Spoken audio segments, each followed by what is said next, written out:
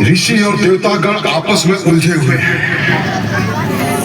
यह जल का संकट किसकी माया है? जब तक इसका आभास होगा तब तक चारों ओर पृथ्वी पर मृत्यु का तांडव होगा। सभी मृत्यु का तांडव देखेंगे। देवतागण भी त्राही त्राही करेंगे।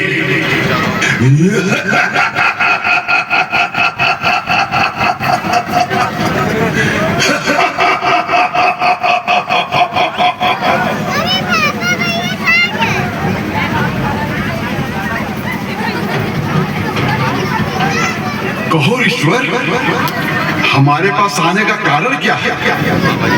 हे दानव, तुम कौन हो? तुम अपना परिचय दो, नहीं तो परिणाम तुम्हारे हित में नहीं होगा।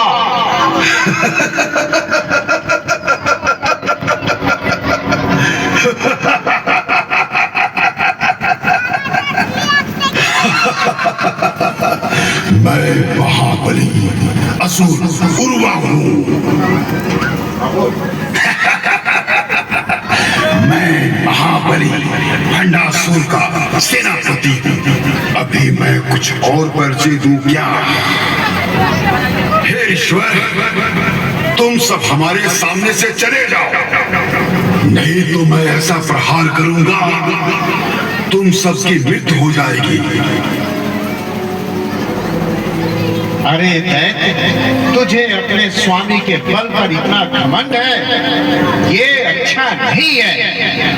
मेरे श्राप से तेरी मृत्यु ऐसे हो जाएगी कि तेरी मृत्यु का समाचार सुनकर तेरा स्वामी पाताल भाग जाएगा।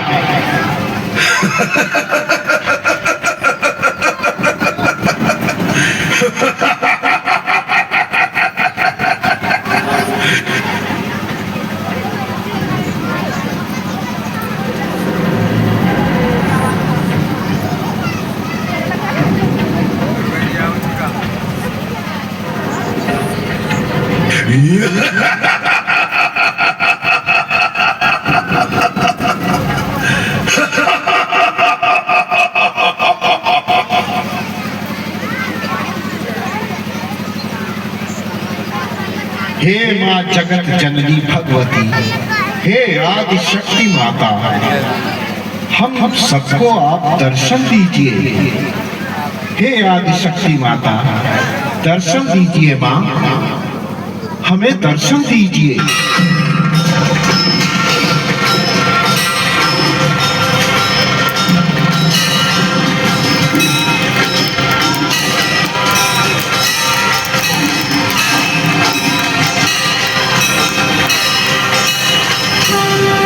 जगत जननी आदि शक्ति माता को हम सब ईश्वर प्रणाम करते हैं। माँ, हमारा प्रणाम स्वीकार कीजिए। हे ऋषिवर, आप लोग का कैसे आना हुआ? हे ऋषिवर, आप सबने मुझे किस कारण से बुलाया है? जगत जननी आदि शक्ति माँ को प्रणाम। हे माता, पृथ्वी पर बहुत बड़ा जल संकट आ गया है। जल का अकाल पड़ गया है माँ।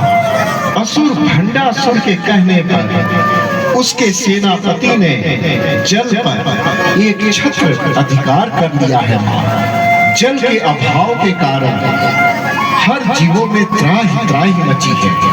कोई भी जीव बिना उसके आदेश से जल ग्रहण नहीं कर सकता माँ। जल के अभाव में हर जीव तड़प रहे हैं, हर ओर त्राही त्राही मची है माता।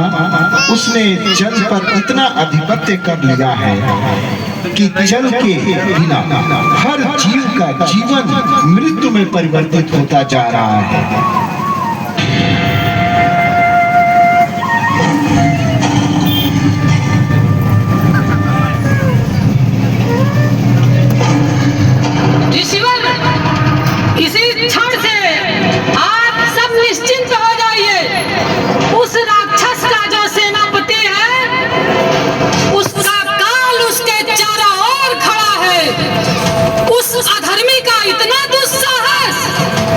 हे माता, समस्त जीव और समस्त मनुष्य आपके इस कृपा का सदैव आभारी रहेंगे माँ।